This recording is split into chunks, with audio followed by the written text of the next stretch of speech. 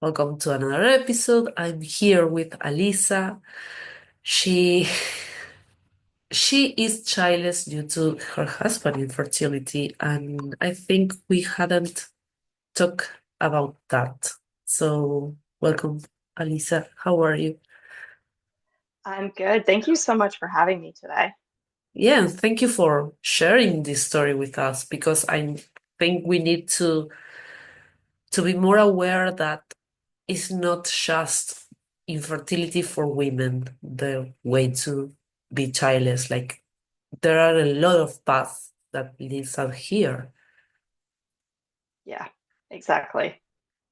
How did you do you want to tell us about how the journey you've been with your husband? Yeah. So, my husband is a childhood cancer survivor. He had leukemia twice as a teenager. Um, that amount of chemo and radiation at such a pivotal age Yeah, can have lasting effects. And that meant he has a condition called azoospermia. It is the complete and total lack of sperm, um, confirmed by multiple semen analysis over the years. For some people, it comes back after cancer treatments. Some people aren't so lucky.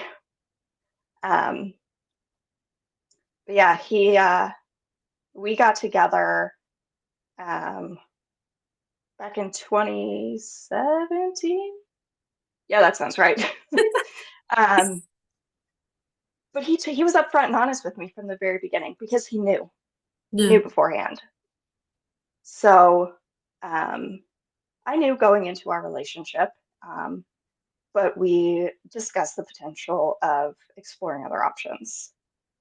yeah, Um, so that can look a lot of different ways. yeah.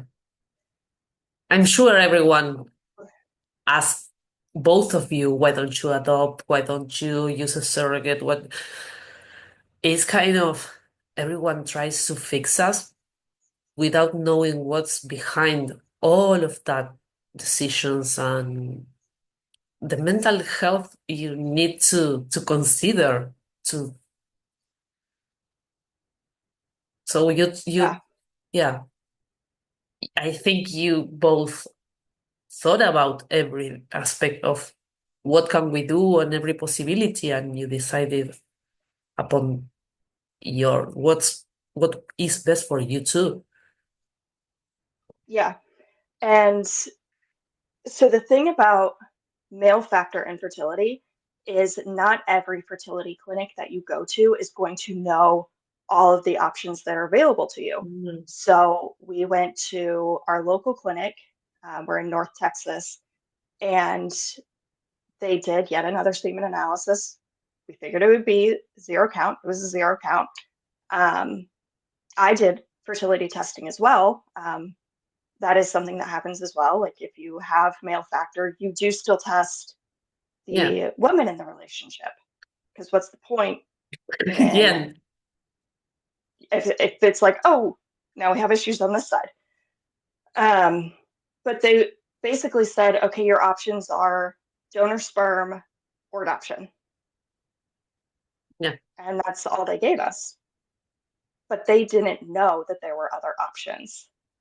Um, so we actually found other options through a Facebook group for, I found two different ones, one for male factor infertility and one for azoospermia, um, which was even more relevant to us um, because a lot of people in the male factor group, they can do IUI Yeah. and have success that way.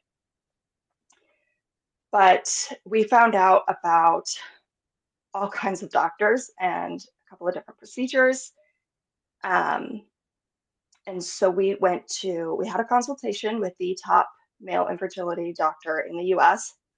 His name is Dr. Turek. He's based in San Francisco, California.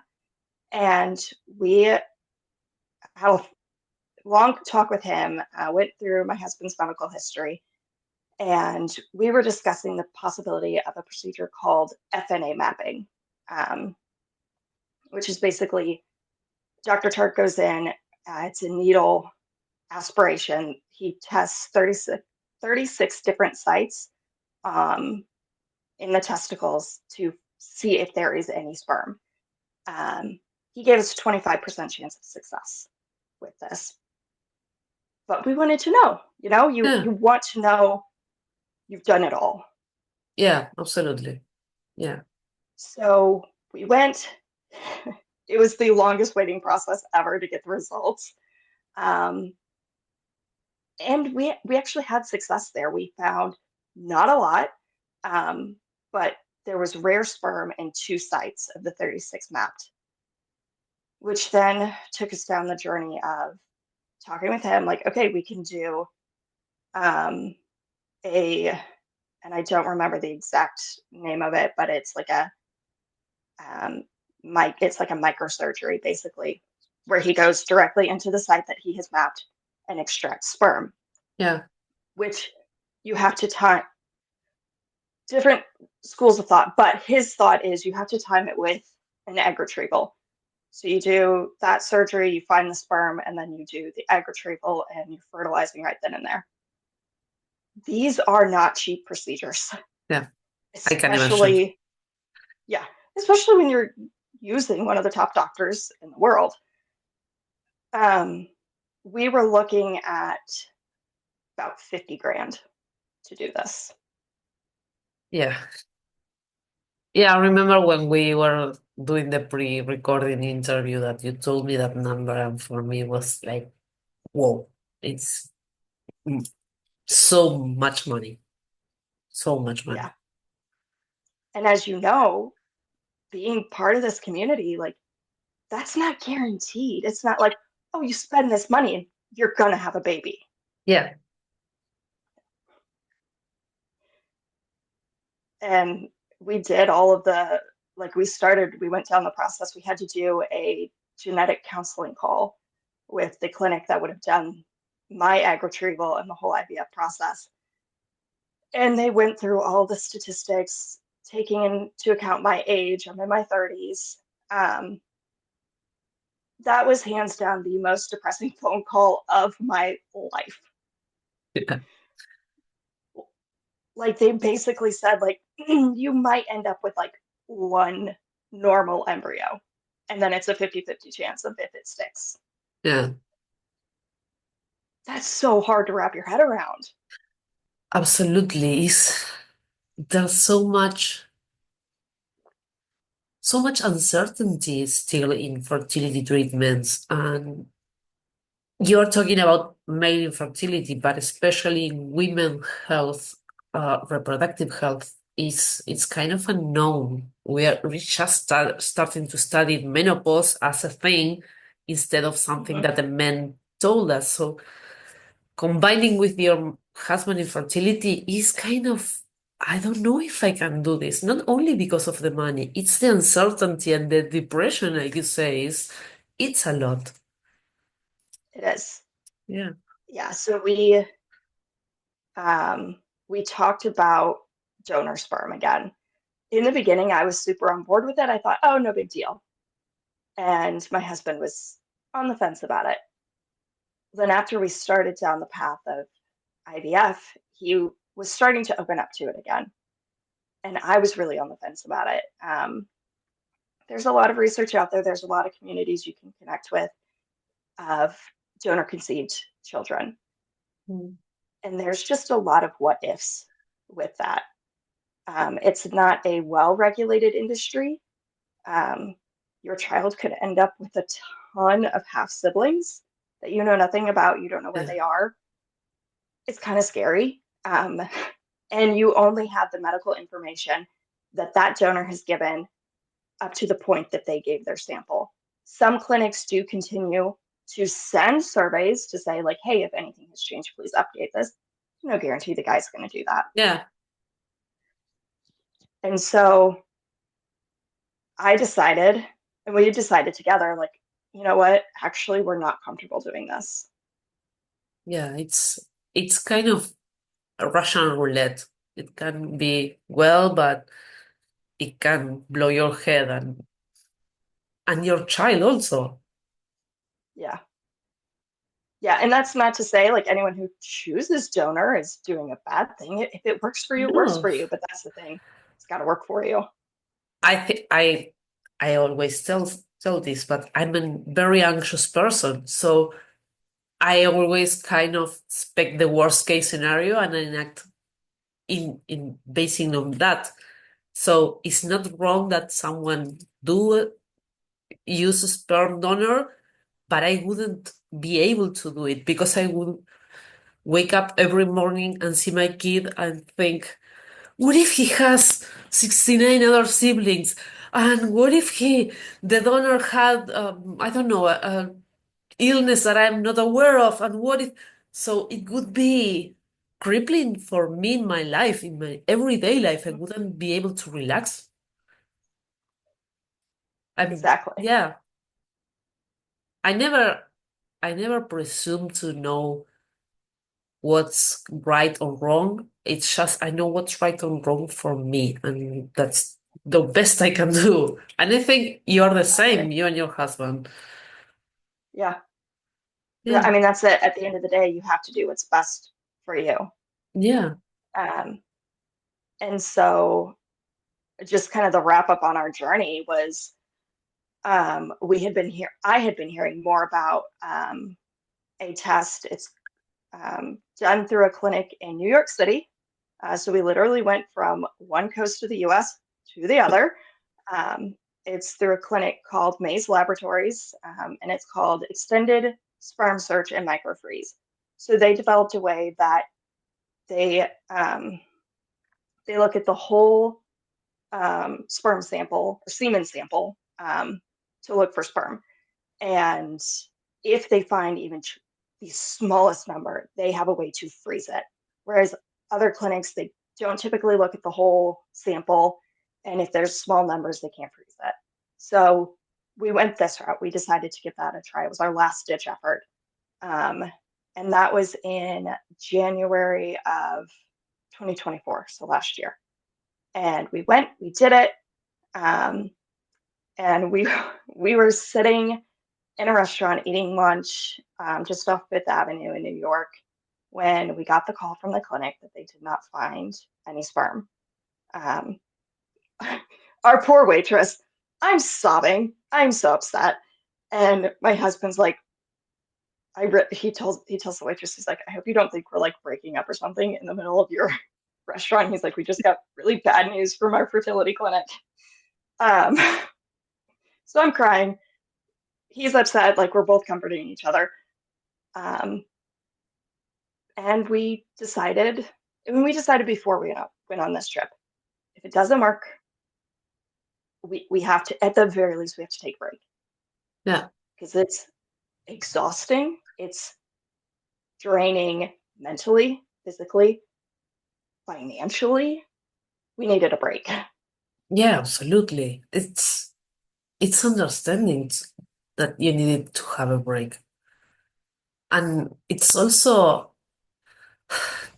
it's kind of a dangling sword in the relationship. It's raining both individually and in the couple, I think. It's Hmm. because I think it prevents you for focusing on anything else because that's always on the back of your mind of I need to do the next thing and I need to try the next thing. I did a couple of three IUIs. Even if I had the money, I couldn't go through it again.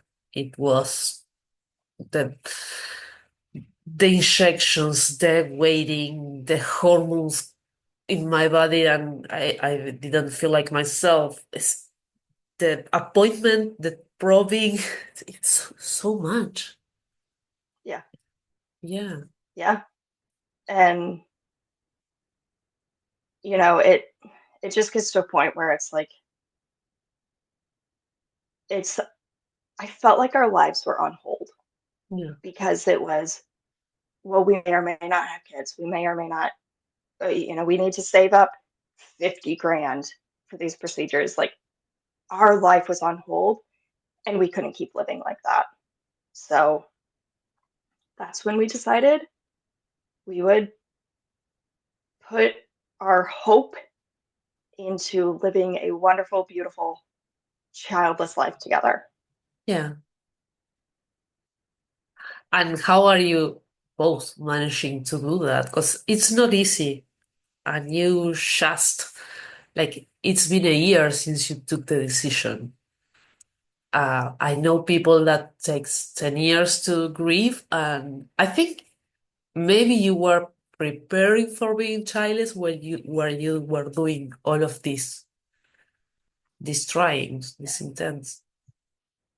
Yeah, I do think there was some level, especially after we realized we couldn't, you know, do all of the procedures in California. Like we couldn't do IVF. Like that was not an option, or at least not that way. Like that was when I started thinking, this might not happen. Even though we're told all of our lives, like, oh, women are meant to be mothers, then, if you try to have kids, you will have kids. Like it's truly trying. Like it's not guaranteed for everyone. Mm. And I don't think that is talked about enough. We always think it's a given. Yeah. Yeah. And, that first year, there were times it was really rough, especially in the beginning. We not only were grieving that, but the year prior, the summer prior, my father-in-law passed away. I'm And sorry. so we had all these things that were just grieving.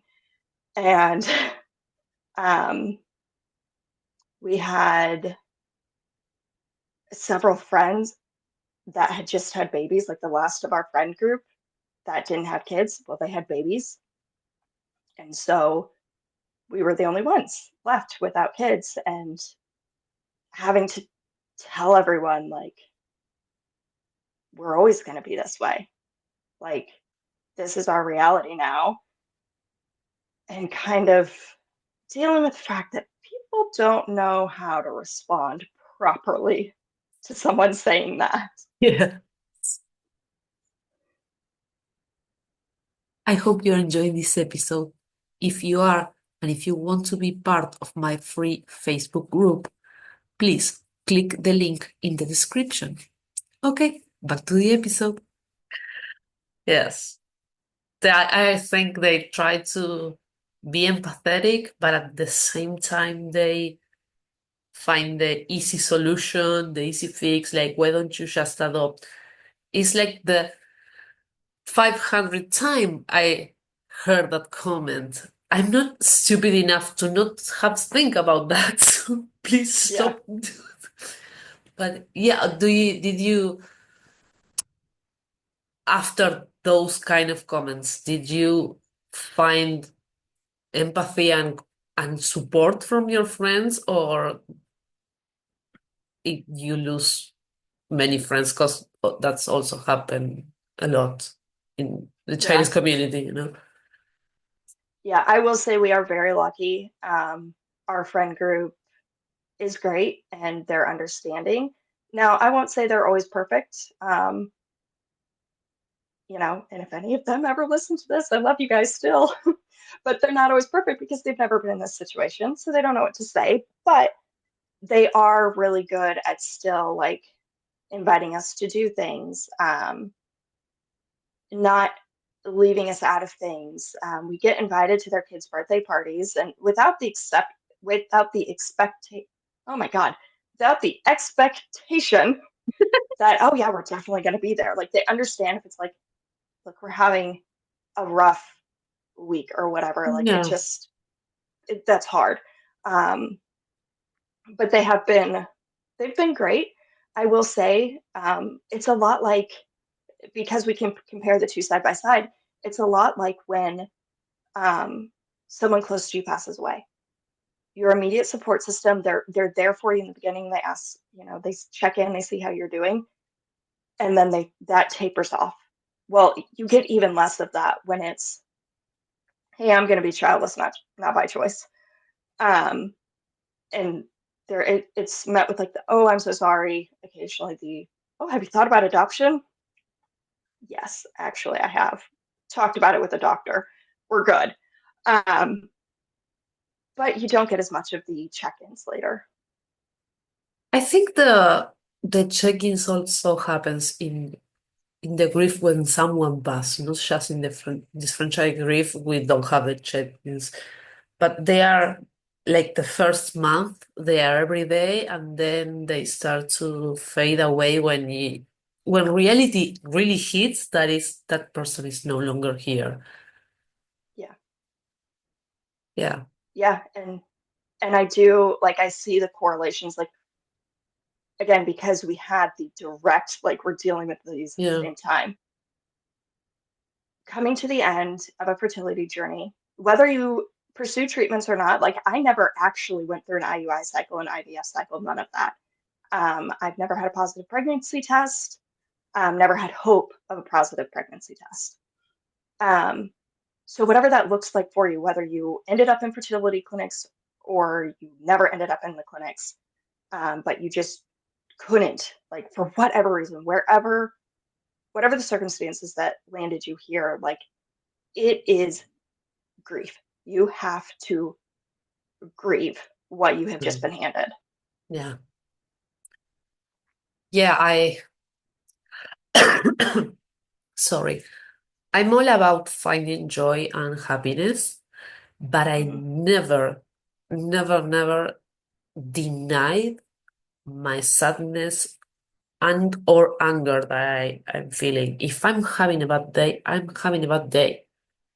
Hmm. Is I completely hate toxic positivity, like everything is okay. And no, I do sit on my couch and cry or curl up in my bed with all my pets on top of me and then cry with them, like hold me. But I don't think it's, at least it's not for me to just sit there the rest of my life. Yeah. And I think we do have the opportunity to find joy and do things that perhaps parents can't. They don't have the time, they don't have the energy. So yeah, it's a grief, but as the same as when someone dies, you have to move on. Hmm. And I think you found that with your husband, for what Yeah. you told me before in our pre-interview. Yeah. I do. I am. I know I'm very lucky with my husband.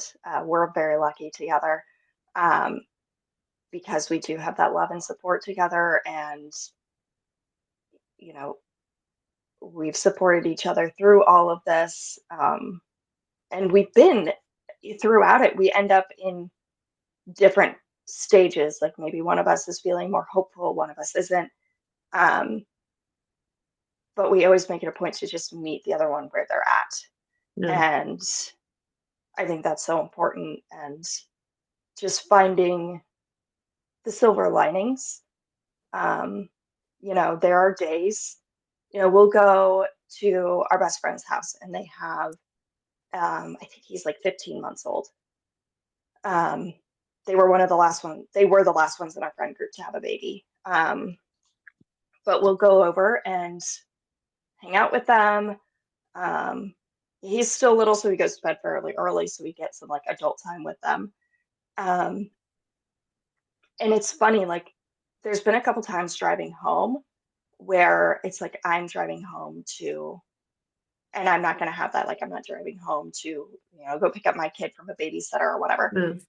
But then there are other times where I'm driving home and like I can go home and just do whatever it is that I want to do. My time is mine. Um, and we have pets. We have three cats and we have a dog, which fills the house with energy and chaos. I completely relate. I was just petting one of my dogs because she decided she needed my attention right now. Yes. Oh yeah, I have to. typically kick all of the pets out. The dog is likely to bark at anything that walks by this window any given time.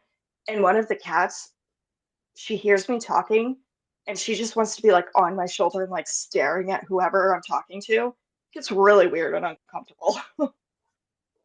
I can't lock them out because they would, how do we say, rip the door out. They're like, mommy, mommy. How dare you? So yeah, it's not like our homes are completely empty because I Yeah, think people imagine childless childless people like, oh, you're going to your home and it's completely empty, and for most of us that's not the case. yeah, yeah. I mean, we have lots of pets in our home. Um, I have a million and one books in my house that I have time to sit down and read. Um, my husband and I both have hobbies. We both we both play hockey. I will say I do not play well. It's not good. I started playing for the first time last summer, but it was one of those things I'm like, you know what? I want to just explore anything, any whim that comes to me. And so one of those whims was, let's join my husband's beer league hockey team. And here we are. I'm still playing. And I love it. It's so fun. But I think that's the key. Do, like you said, explore and do your wins and have joy while you're doing it. And that in the moment you realize, oh, I'm not enjoying this anymore, move on to another thing. There's no, we sometimes get so hung up in what others are going to think about us that we don't enjoy the possibilities because, oh, my neighbor is going to think I'm weird because I have my hair purple.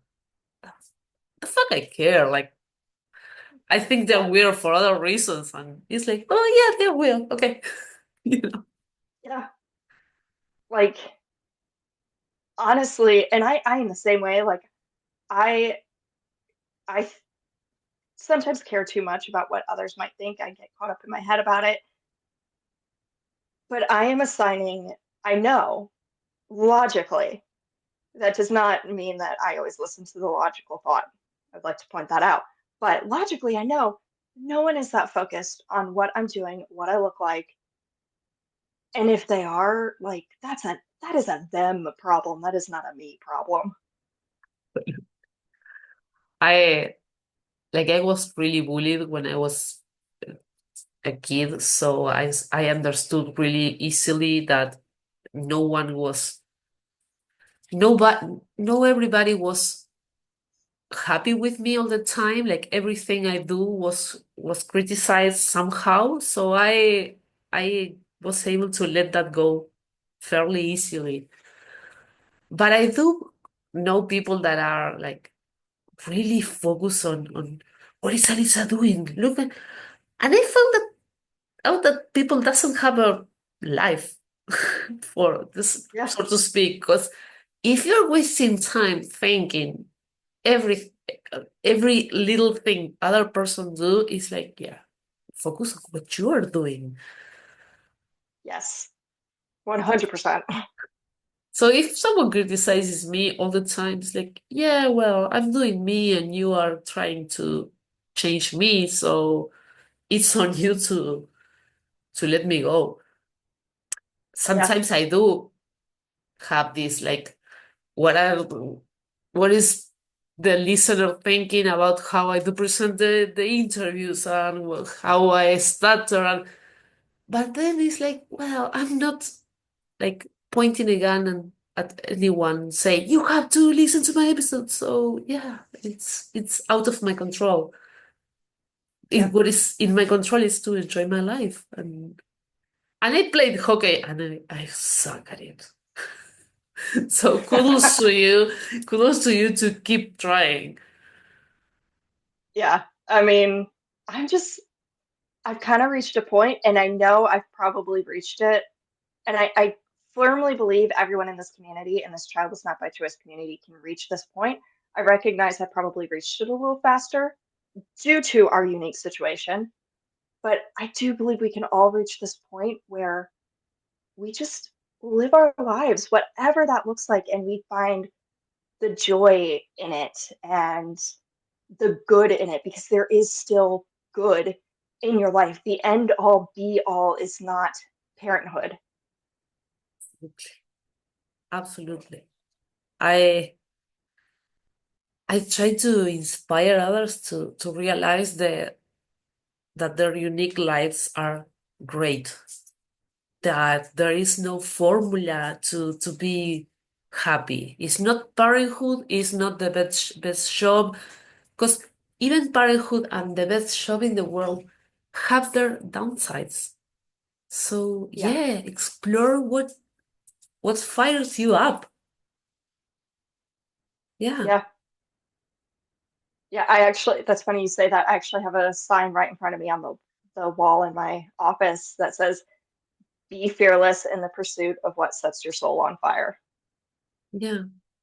I'm all about that. whatever And that is. yeah, and it's like like I said, there's no recipe, there's no right and wrong. You do you, and if doesn't feel right, change. There is not nothing set on stone. You have to play hockey for the rest of your life. I had to do this podcast for the rest of my life. When it doesn't feel right anymore, yeah. And it's not failure.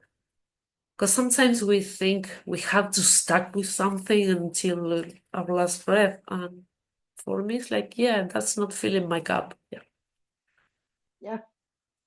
Yeah. Yeah, I actually, so I have had, kind of sort of still have a business that I'm working on um, that I took a break from. I took a complete step back from in September of last year because I realized that I just needed to let myself like settle into this new phase of my life, this different part of my life that I wasn't quite expecting to end up in. Um, and so I was just like struggling with everything. And so I took a step back.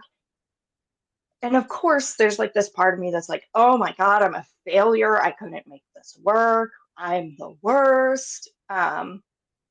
But now that I've actually like taken a step back from it, I feel a lot better that I'm Mm. not just like forcing myself, like, I have to do this to prove my worth, I guess, was what I thought I needed to prove. I'm not 100% sure, but it's okay to take a step back from something, Mm. to just step away from it completely. Like, whatever it is you need to do it. Take care of you. Yeah. Yeah, I couldn't agree more. Because I think a lot of us just pour everything into our work because we need to prove our worth or something like that to prove that we have the right to be alive and be childless. And I think happiness, it's just on us. No one is coming to say, oh, you're worthy because you have this job, or you're worthy because you're the best one cleaning the sink. And so it's what you enjoy. I'm not saying just do the things that you enjoy and, don't clean up but it's, yeah, there's no formula and it's not a race. Yeah. Yeah. Yeah. So everything else you want to tell us for ending this episode? I've been having this thought recently. So I thought this would be a good place to share it. There's been, I know in the UK, they just had Mother's Day. In the US, Mother's Day is coming up. Yeah. Um, Last month was International Women's Day, and I saw a bunch of posts that basically were like, motherhood, motherhood, motherhood. And And I see in these childless support groups on Facebook that it really brings them down, Yeah. because they feel less than, because they can't participate. Um, and so I've just had this thought of, we as childless women, childless men, childless whoever, whatever, we are still deserving of taking up space in this world. We do not have to shrink back. We do not have to hide ourselves. We deserve to take up space, to step out and loudly say, you know what? Yes, I am childless, not by choice, but I'm still happy. I'm still fulfilled, and I'm still here living my life. Yeah, that's a and the other part of why I started this podcast. I want to inspire other childless women, and I want to be loud about it, not yell Yeah, loud, but like I am taking this space. Not every podcast is about motherhood. Not every woman speaking is about motherhood. We are multidimensional beings. yeah, Oh, thank you yeah, for that message. Yeah, I of agree. course. Yeah. Yeah, And we're still important, even if we're yeah, not a traditional mother. Like, I I'm still an aunt, and I love and care for my nephews and my niece. I'm still a wife, but most importantly, I am still a human being, yeah, and that's what absolutely. matters. Yeah.